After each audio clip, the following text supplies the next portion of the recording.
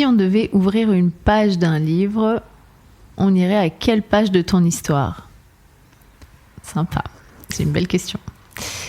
On irait à quelle page de mon histoire ? On irait à une page assez récente, qui est la page de sortie de mon EP. Pourquoi ? Parce que c'était un moment important pour moi, mon premier EP solo qui est sorti. Donc c'est l'accomplissement de quelque chose de fort dans ma vie. Le fait d'assumer d'être une artiste solo, parce que j'ai longtemps été en groupe, puis j'ai fait une comédie musicale, etc.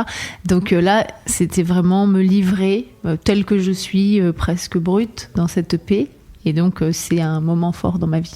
Eh ben, on va en parler un peu plus dans quelques instants. Juste avant, allez, c'est parti, on lance le jingle. Tu as fait le choix de plonger tes oreilles dans un univers plein d'histoires. Caridas. Bonjour Christelle. Bonjour. Question facile au début, comment ça va ? Écoute, plutôt bien en ce moment, ouais, plutôt bien. Plutôt bien, comme tu dis, avec l'EP, avec tous les projets qui sont là. Exactement, avec cette satisfaction d'avoir sorti ce projet et la suite qui arrive. Donc j'ai remis les mains dans les chansons qui arrivent derrière et je prépare le live. Donc là, c'est que des choses ultra positives. Eh bien, on va démarrer le concept de Caridas. Il est simple, comme tu as pu le voir. Tu vas avoir des cartes devant toi. Des fois, tu auras le choix. Des fois, tu n'auras pas le choix. Ce sera juste une seule carte, comme tout à l'heure. On va démarrer tout de suite avec la carte du roi jaune. Celle-ci, c'est la mienne. Donc, je vais la prendre. Je vais lire la question, comme tu l'as fait tout à l'heure. Parce que oui, il y en a juste une où c'est la mienne. Citez 3 mots pour définir l'univers et la personnalité de l'invité. Alors, j'ai sélectionné 3 mots, comme Super. ça, en allant un peu fouiller sur tes réseaux sociaux, en allant faire plein de choses. J'ai mis douceur, émotion et douleur. Ah oui. Les 3 sont... Tu penses que c'est juste ou... Complètement. En tout cas, je me retrouve dedans. En fait, la musique me permet de mettre ma douleur, de transformer la douleur en douceur, tu vois, d'une certaine façon. Et ces émotions brutes que j'ai pu vivre, de les adoucir, de les emballer un peu pour les présenter, pour trouver du beau derrière l'épreuve. Et donc, je trouve que tes 3 mots résument bien ma démarche artistique de base, tu vois. Eh ben, j'ai bien choisi, alors ça va. Alors, je te mets tout de suite là le roi rouge et le roi bleu devant toi. Cette fois-ci, c'est à toi de jouer. Ouais, on va choisir le rouge. Allez, je te laisse le prendre et lire la question et y répondre. Alors, quelle est ta définition du mot intime ? Très belle question à nouveau. Le mot intime, pour moi, ça veut dire révéler ce qui est caché. Ça veut dire les recoins de son être qu'on ne montre pas habituellement. Et donc, c'est vraiment ouvrir la porte de son intériorité. Et si on part dans ton intime, comment tu te définirais ? Je suis quelqu'un qui manque extrêmement de confiance en soi. On pourrait dire beaucoup ça des artistes en fait.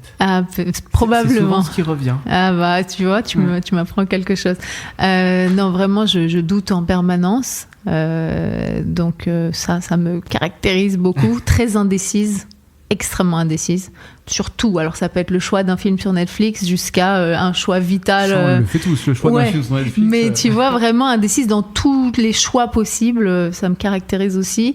Très sensible, même hypersensible. Et du coup, je ne montre rien. Tu sais, j'ai construit une espèce de carapace où je me montre... En fait, la vulnérabilité, chez moi, je cherche à la cacher absolument. Et donc je montre rien, et la musique c'est vraiment ce qui me permet de laisser transparaître cette vulnérabilité. Et ton enfant intérieur, si on revient plus loin, il est comment ? Il est turbulent. Très turbulent. Ouais. Ça va alors. Il est brouillon, dissipé, plein d'énergie, en demande d'amour permanente, de regardez-moi, je suis là, portez-moi, occupez-vous de moi.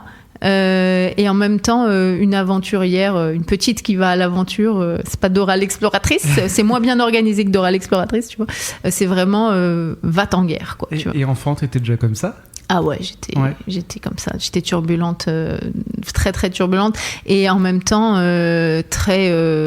En fait, je découvrais plein de choses par moi-même. en fait, j'étais tellement turbulente que mes parents m'ont mis à la musique parce que j'arrivais pas à faire des dessins. Tu sais, j'ai une grande sœur qui a 1 an de plus que moi, qui elle est l'opposé. Elle est très organisée, très méthodique. Et donc, elle faisait toujours de beaux dessins, de beau coloriage. Elle dépassait pas et tout. Moi, c'était toujours n'importe quoi. Et donc, mes parents m'ont dit, bon, tu sais quoi, Christelle, vu que t'as rien à nous présenter, de toute façon, chante-nous une chanson. Et c'est comme ça qu'est arrivée la musique. Ça, ouais. C'était chante-nous une chanson, ça te calmera, tu vois. Et c'est comme ça que j'ai commencé à chanter. Ouais. Et c'est arrivé juste comme ça. Parce qu'il fallait se calmer. Fallait se calmer. Et en fait, c'était un moment où je sais pas, ça me canalisait vraiment, tu vois. Je m'oublie, en fait.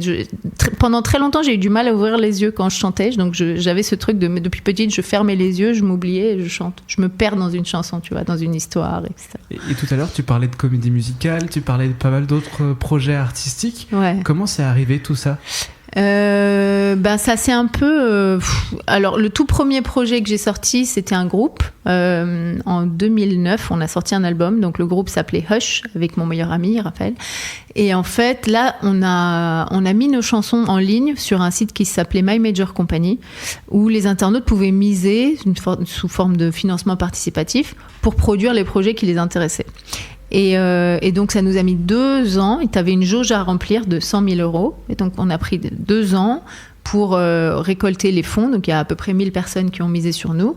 Et une fois qu'on a eu les fonds, on a pu produire et sortir le premier album, dont on était très fiers. On a joué dans pas mal de salles à Paris, etc. Et donc, l'aventure Hush a duré en tout 8 ans, je pense.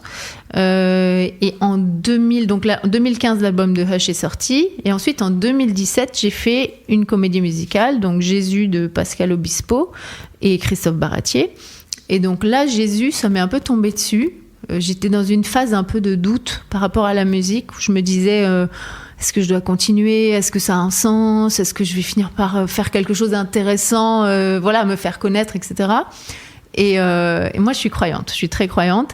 Et je suis partie dans une petite chapelle à côté de mon bureau, entre midi et 2. Je n'avais pas l'habitude de faire ça. Et je dis, bon, Seigneur, si c'est ma voix, envoie-moi un signe, j'en sais rien, fais quelque chose, dis-moi que je suis sur la bonne voie et que je dois persévérer dans la musique. Et je te jure, c'est une vraie histoire, hein. Je rentre au bureau, j'ouvre mes mails et je vois un mail, Jésus. J'ai dit, mais non, c'est une blague.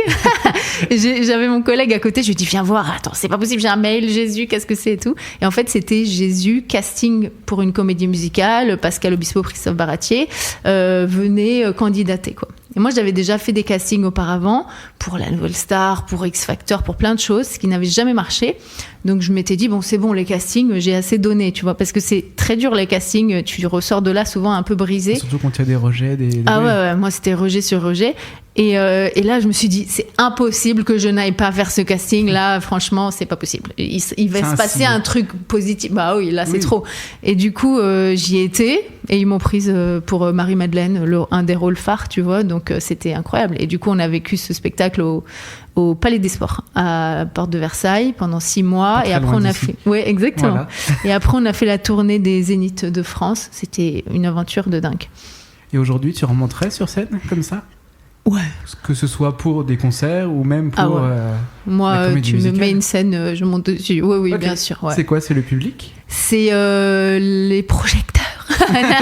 Ok. Non, en fait, c'est le côté. En fait, quand t'es sur scène, c'est bizarre, hein, mais t'as l'impression que t'as le droit d'être aimé. Tu vois, t'es là pour être aimé. Aimez-moi, quoi. Tu vois.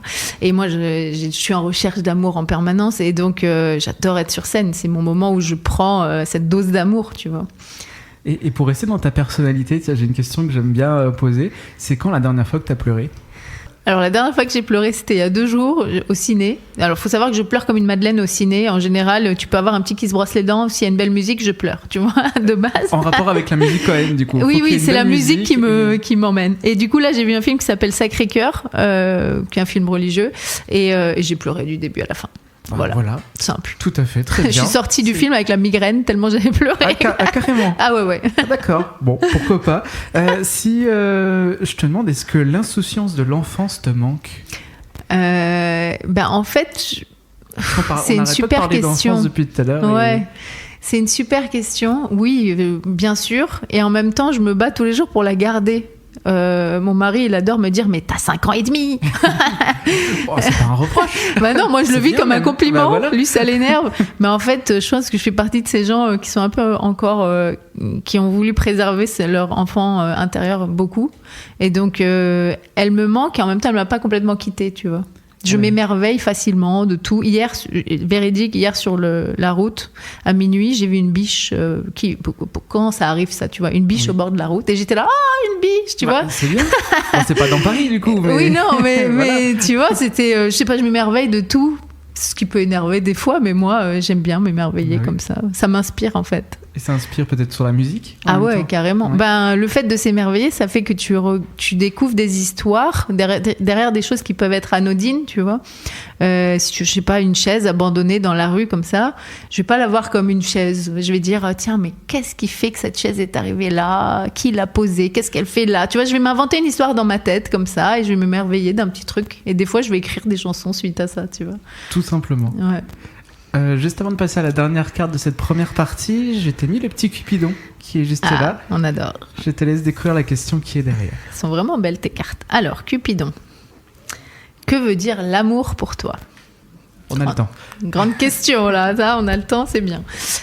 Pour moi, l'amour, c'est tout déjà. C'est pas juste une chose dans la vie, c'est vraiment tout. C'est la raison pour laquelle on existe. C'est la raison pour laquelle on continue d'exister. C'est ce qui fait qu'on existe et qu'on continue d'exister. C'est vraiment l'amour qui nous lie tous, tu vois. Que ce soit l'amour fraternel là on peut avoir là entre toi et moi, tu vois. On vient de se rencontrer et en même temps, je trouve qu'on partage un moment C'est ça. d'amour. On tu peut vois. discuter, on peut Voilà. raconter plein de choses. Du coup, Exactement, on peut, je me sens bien. On partage. Voilà, Ah bah, on partage. Merci. Et oui, voilà, l'amour pour moi c'est tout. C'est ce que je cherche aussi le plus dans ma vie. C'est ma raison de vivre en fait. En résumé. Voilà. C'est un beau résumé. Voilà. Voilà. Il y a de l'amour dans ta musique. Tout part de là, que ce soit d'un amour blessé ou d'une quête d'amour, beaucoup une recherche de l'amour de soi. En fait, je pense que la raison pour laquelle je suis en demande d'amour comme ça en permanence, c'est que, comme je te disais au début, je manque beaucoup de confiance en moi. Et l'amour propre, c'est quelque chose que j'ai pas vraiment développé. Et donc, tout tourne autour de l'amour, tu vois. Si on pense à chacune des chansons, on va pouvoir retrouver une des dimensions de l'amour dedans, tu vois. Et ben ça, on va en parler dans un petit moment de manière plus précise. Mais juste avant, pour clôturer cette première partie, je t'ai mis cette reine qui se regarde dans un miroir. Oh oui, ça me fait penser à une de mes chansons, ça, qui s'appelle En vis-à-vis. D'accord. Pourquoi ça te fait penser à ça? Parce que c'est une chanson où je me regarde dans le miroir, vraiment dans les paroles. J'analyse ma vie et je me dis en face à face avec moi-même, parce que je dis en vis-à-vis, tu vois, comme si j'avais une fenêtre en vis-à-vis sur moi-même. J'aurais voulu, le fond de la pensée, c'est que j'aurais voulu être un peu plus que ce que je suis, tu vois. D'accord. Ouais. J'ai failli faire une question sur cette chanson, parce Ah que oui j'aime bien sur les cartes de la deuxième partie me baser juste sur le titre de la chanson sans aller dans le profond. J'allais partir sur quelque chose en rapport avec des voisins ou avec. Ah oui, tu vois, c'était un peu ça, mais c'est toi-même qui est aussi voisine en face à face avec toi-même. C'est ça, de toi-même. Voilà. Et bien finalement, on va faire un peu ce que tu dis dans la chanson avec cette question. Allez, je découvre la question. Mais finalement, qui es-tu ? C'est la pire question que tu peux me poser. Mais depuis le début, on parle de toi en détail, ta personnalité. Mais oui, finalement. C'est une question que je continue à me poser tous les jours. Tu sais, j'ai eu la chance et en même temps la malchance de grandir dans 3 continents différents, entre la France, le Liban, donc au Moyen-Orient, la Côte d'Ivoire en Afrique. Et en fait, j'ai cette identité multiple qui fait que j'ai jamais compris. Je suis une espèce de salade de fruits, ce qui est très riche, très beau. Parce que du coup, je suis caméléon, tu vois, je peux m'intégrer partout. Mais quand je suis seule devant moi-même, j'ai jamais compris ce que je suis, tu vois. Et donc, cette question, en fait, je pourrais jamais te répondre, je pense. Qui es-tu ? J'en sais rien. Je suis un mélange de plein de choses. Je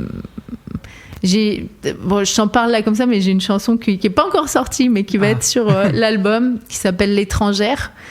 Qui dit que je me sens partout l'étrangère de quelqu'un, un pied chez nous, l'autre à mi-chemin. Et en fait, c'est peut-être ça ce que je suis, tu vois, l'étrangère de quelqu'un d'autre.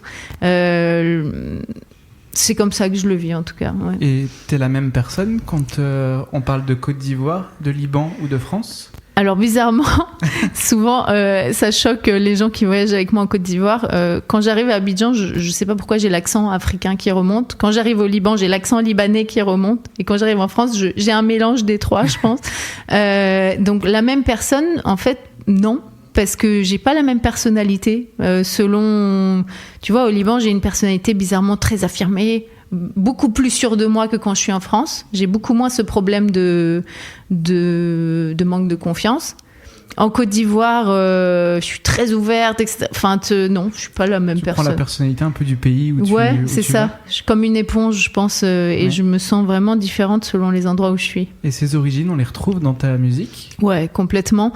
Alors, j'ai pas fait exprès. Moi, je pensais faire de la chanson française dans les règles de l'art, tu vois.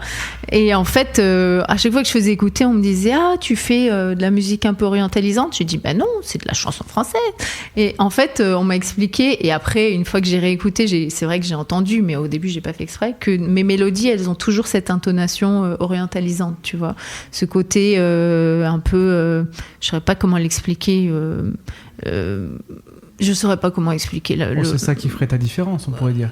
Bah oui, mais j'ai pas fait exprès, tu vois. De la chanson française classique. Voilà. Voilà. Moi, je voulais faire de la chanson française classique, et voilà.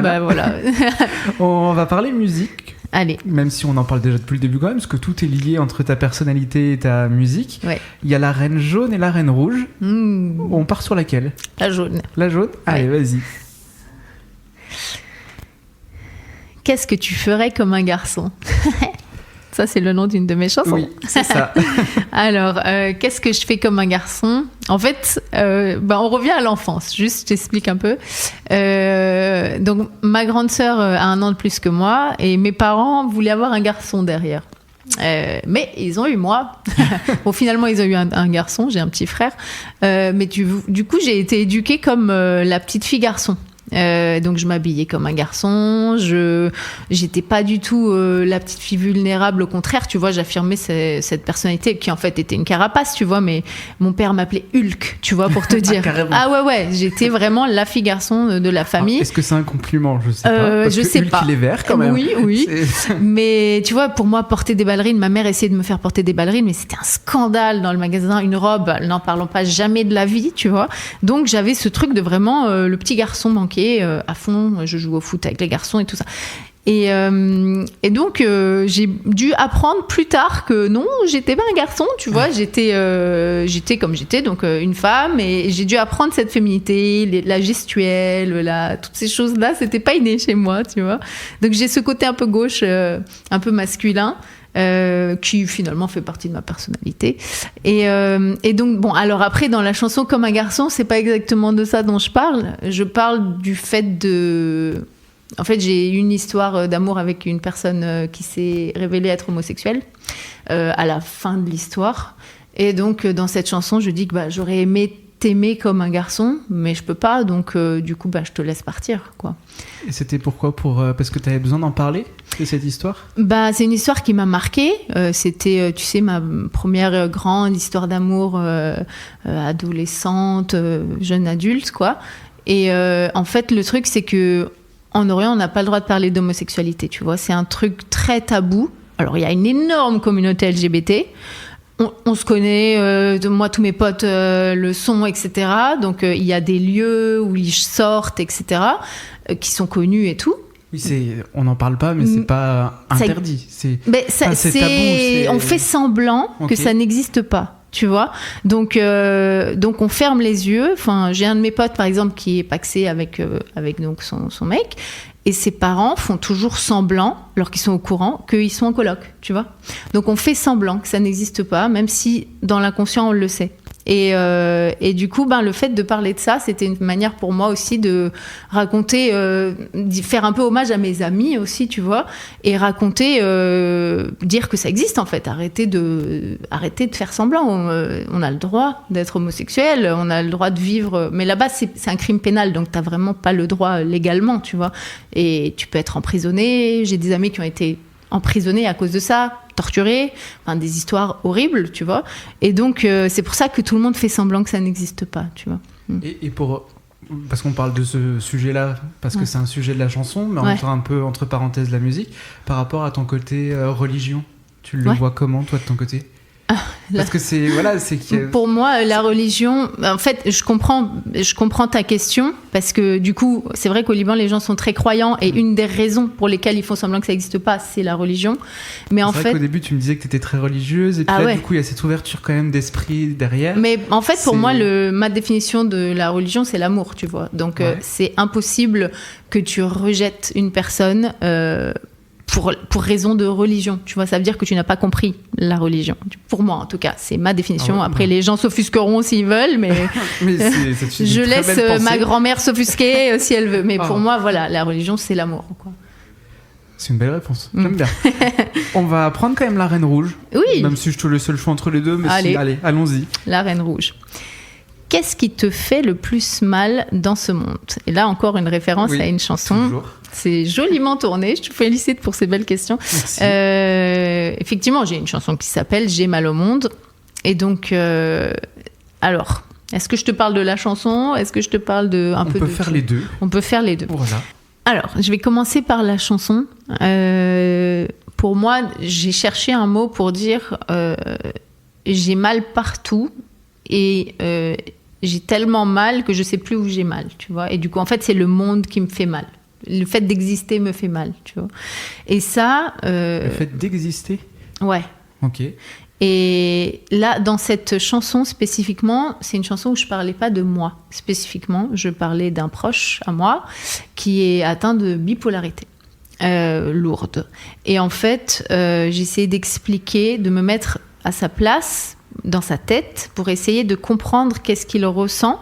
Parce que souvent, tu vois, face à la maladie mentale, on se questionne beaucoup, on est souvent apeuré, puisque la personne en face peut avoir des réactions très inattendues. Et en fait, du coup, on se met en retrait, tu vois. On se protège en se disant, bon, on va lui laisser la place, etc.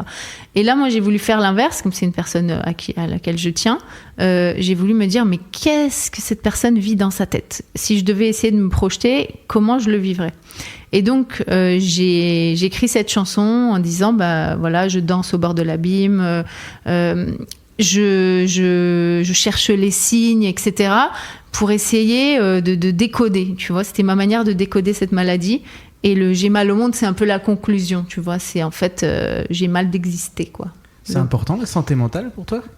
C'est extrêmement important. Et plus que la santé mentale, pour moi, ce qui était important, c'était de parler de la maladie mentale, tu vois.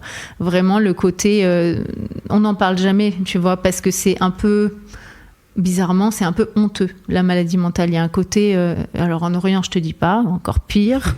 Là-bas, si tu dis que tu vas voir le psy, ça y est, t'es fou, tu vois. Genre, bon, tout est tabou, etc.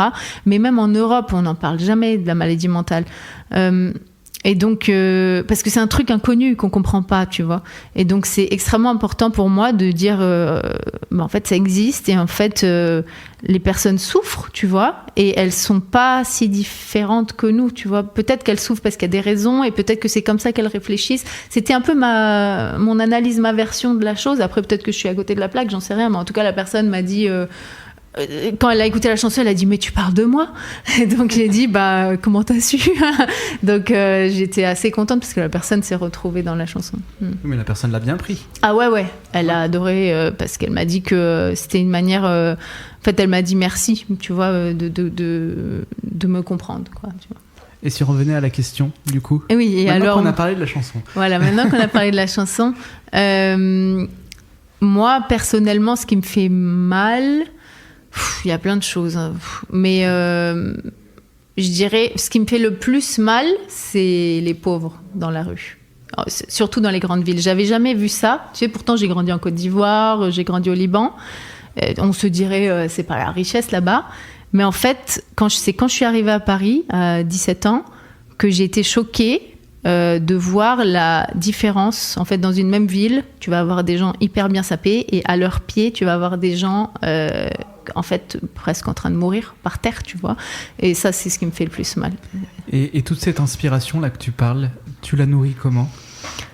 En fait, c'est la vie. C'est en sortant dehors, tu vois. Dès que je sors, comme je te disais, des fois, je m'arrête sur des détails, je regarde des choses qui m'interpellent. Voilà, la chaise. Une fois, par exemple, j'étais dans le métro, il y avait une campagne de la RATP pour dire il y a ceux qui font je sais plus quoi, et puis il y a les autres. Je sais plus, mais c'était pour parler d'un bon comportement dans la RATP, machin. Et puis moi, je me suis arrêtée devant cette affiche et j'ai dit, c'est pas mal ça. Et du coup, j'ai pris le « et puis il y a les autres » et j'ai fait une chanson dans le métro, tu vois. Ok, c'est venu comme ça. J'ai aimé ce truc de « et puis il y a les autres », tu vois, il y a les gens qui font les choses comme ça et puis il y a les autres, tu vois, j'ai aimé ce... Donc je m'inspire de tout, en fait, tu vois, de tout ce que je vois. Ouais. Ok. Et si on parlait de l'EP et de l'album, l'album qui va arriver, est-ce qu'il y a un titre en particulier qui t'a le plus marqué, qui t'a le plus... à la fois plus dur ou même peut-être plus facile à faire qu'un autre? De manière générale, les chansons de cette EP, elles n'étaient pas faciles parce que c'était vraiment une mise à nu, quelque chose où je m'analyse vraiment très profondément, etc. Déjà là, sur les 2 chansons qu'on a parlé, c'est des sujets quand même déjà assez importants. Et il y en a d'autres. Il y en a une dont je veux te parler là qui s'appelle « Alors je reste ». Pareil, c'est encore un autre sujet, mais c'est le fait de... Dans cette chanson, je parle à Beyrouth, donc ma ville de cœur. Et j'ai écrit cette chanson suite à l'explosion du port en 2020, où j'ai passé 5 ans sans rentrer au Liban, parce que j'étais traumatisée des événements. Parce que moi, je l'ai vécu au téléphone avec mon père qui était là-bas. Et c'était horrible. Et du coup, la chanson « Alors je reste », c'est la première avec laquelle j'ai démarré mon projet. À la fois pour dire que Beyrouth, c'est quand même mon point de départ. Et puis, ça reste ma destination. Parce qu'en fait, tu sais, nous, les Libanais de la diaspora, on a toujours ce rêve de d'espérer rentrer un jour, tu vois, tout en regardant de loin notre chez nous et en se demandant il est toujours comme il était avant, tu vois. Donc, alors, je reste, c'était vraiment ce truc de je reste loin de toi et je te regarde de loin et j'espère que t'as pas changé, tu vois. Ouais, c'était une chanson très spéciale pour moi. Et il y en a une peut-être plus facile une chanson plus légère. Après, entre guillemets, oui. facile. Il y en a. Il y a la chanson Middle, qui porte le nom de l'EP, qui est un peu une chanson revanche ou quelque chose comme ça, qui parle du fait de pas toujours, en fait, de pas répondre à l'injonction de devoir être exceptionnel pour avoir le droit d'exister, quoi, tu vois. Dans la chanson, je dis, j'ai rien d'exceptionnel, ni branché, ni rebelle, ni modèle, etc. T'as raison, je suis middle. Et en fait, ce mot middle, je l'ai entendu la première fois quand j'ai passé un casting, mon premier casting quand je suis arrivée à Paris. J'avais 17 ans. Et je me souviens, j'ai chanté Whitney Houston et Mariah Carey, When You Believe. Et le mec en face m'a dit, c'est pas mal, c'est middle. Et du coup, je suis sortie de là, mais brisée. Ça doit être bizarre de dire c'est middle. C'est horrible. En fait, tu sais pas quoi comprendre. Ouais. C'est ni bien, ni pas bien, ni tu sais plus. Et j'ai gardé ce mot-là qui m'a un peu vraiment perturbée, tu vois. Et un jour, je me suis mise derrière mon piano et je me suis dit, en fait, pourquoi ce serait un problème, tu vois ? Est-ce que c'est parce que c'est middle pour toi que ça va pas toucher d'autres gens, tu vois ? Et du coup, c'est là où j'ai écrit la chanson T'as raison, je suis middle, tu peux bien ouvrir ta gueule, t'as raison, je suis middle. Et en fait, peut-être que dans ce que tu appelles middle, je représente un peu les autres gens qui sont normaux aussi, qui sont pas super branchés, super stylés. Et... middle, c'est des gens quand même. Hein. Bah oui, voilà. Tu vois, et c'est des gens qui peut-être ne cherchent pas les mêmes paillettes, tu vois, la même lumière, mais qui sont juste heureux d'être comme ils sont, tu vois. Voilà. C'est beau ça, tiens. Donc c'est ça, middle. Voilà. Je t'ai remis 2 cartes devant toi. C'est l'as. Un rouge, un bleu. Et je vais prendre le bleu. 2 super-héros, ils ont des casques tous les deux, des masques. Ils sont très sympas. Je vais prendre le carreau bleu. Allez. Alors, si tu étais une super-héroïne, quel serait ton super pouvoir ?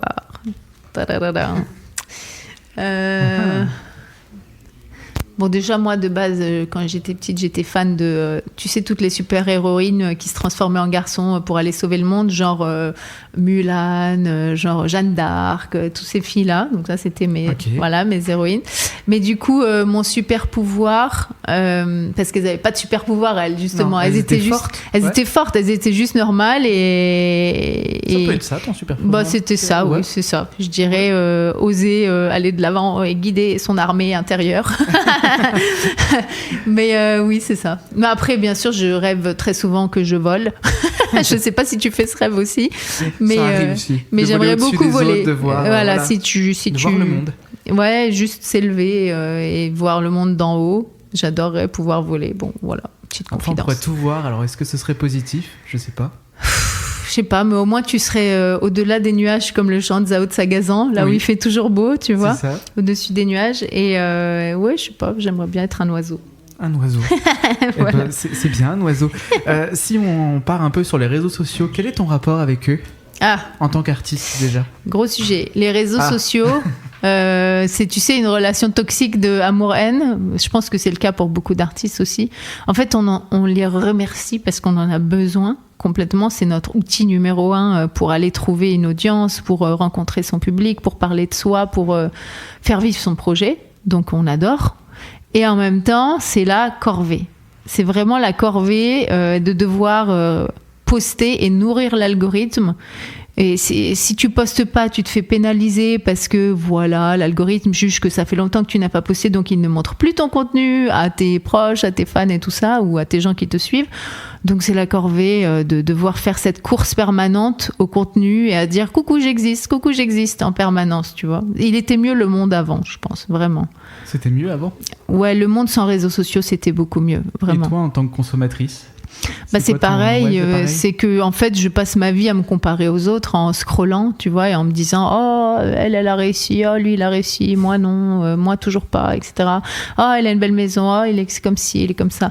Et en fait c'était mieux le monde sans réseaux sociaux parce que on se comparait déjà assez les uns les autres, tu vois, on n'avait pas besoin de cette fausse vitrine de fausse réalité. Qui met en avant des paillettes des fois qu'on n'a pas et qu'on fait semblant d'avoir via des filtres et autres, tu vois. Donc vraiment, je pense que relation toxique avec les réseaux sociaux. Et t'as quel rapport à l'image, du coup, par rapport à tout ça ? Tu parlais de filtres, de paillettes. Ouais, je suis extrêmement exigeante avec mon image, du genre je peux... c'est ce que je fais régulièrement, je vais faire 50 versions d'une même vidéo avant de poster parce que mon profil me plaît pas, parce que ceci, parce que là ça va pas, là j'ai une cerne ou là je sais pas, c'est des détails débiles et en fait du coup des fois je crée du contenu et je le poste pas parce que j'aime pas ma tête dessus, tu vois, parce que je veux être à la hauteur de ce que je vois moi sur les réseaux, tu vois, et donc en fait c'est le serpent qui se mord la queue, tu vois, du coup tu culpabilises de pas avoir posté. Du coup, l'algorithme te pénalise. Enfin bref, on s'en sort pas, quoi. Vraiment. Ça tourne en rond. Ça tourne en rond et tu déprimes après, quoi, à la fin. Donc finalement, moi, je me dis, ok, c'est un outil extrêmement important, il faut s'en servir, mais avec du recul. C'est-à-dire, c'est moi qui décide. Je vais pas poster tous les jours, c'est comme ça, et je décide quand j'ai des choses à dire de les poster, tu vois. Eh ben, on va clôturer avec la dernière carte que j'ai mise devant toi. Ouais, allez. Ils sont tous réunis dessus. Ah, la famille, la carte famille. Ouais. Valeur très importante pour moi, la famille. Peux-tu faire un bilan de toi du passé et que dirais-tu au toi du futur ? C'est deep, hein, tes questions. Ça reste en rapport avec ta musique aussi. Ouais, Parce que c'est ta personnalité, c'est toi. C'est complètement. Un bilan de moi du passé. Quel regard t'as par rapport à tout ça ? Tout ce que je dirais, pour en revenir à ta toute première question, je dirais bravo, entre guillemets, d'avoir réussi à trouver ton outil pour transformer tes épreuves en quelque chose de beau pour toi, de doux, tu vois, la musique en fait. Et bravo de ne pas avoir lâché la musique parce que je perce ou pas aujourd'hui, c'est pas tant le sujet. Moi, ce qui m'importe, c'est d'avoir cet outil-là dans la vie pour... m'aider, tu vois, c'est comme ma meilleure amie, quoi, tu vois, qui permet d'adoucir les choses. Donc ça, je dirais ça en bilan du passé. Et je dirais pour le futur... Elle était là, la Christelle du futur. Waouh. Je dirais arrête d'avoir peur de faire des choix. C'est bon, entre un brownie et un cookie, tu vas pas mourir, tu peux choisir, s'il te plaît. Ferme les yeux, mets le doigt sur un choix et avance. C'est vraiment ça, je dirais, arrête d'avoir peur d'avancer. Parce qu'en fait, je m'auto-sabote à force d'avoir peur du regard des gens. C'est un thème qui est très présent dans mes chansons, cette peur du regard de l'autre, etc. Et donc, juste ferme les yeux. Si t'as peur du regard des autres, ferme les yeux et marche les yeux fermés, c'est pas grave, mais juste marche, quoi. Va de l'avant. Voilà. Eh ben, très belle conclusion. Merci beaucoup. Merci. Et puis, on va écouter le P Middle à fond, même. Génial. L'album arrive bientôt. Oui. On espère. Ouais, c'est pour bientôt. 2026. Ouais. Ouais. Et puis, merci beaucoup pour tout ça. Merci pour à ces belles Tiffany questions. pour les cartes. Et on retrouve cet épisode sur toutes les plateformes de streaming. Génial. Merci. Si tu ne sais pas quoi faire après cet épisode, j'ai qu'une seule chose à te dire. Reste sur ta plateforme de streaming favorite, abonne-toi et mets une jolie note.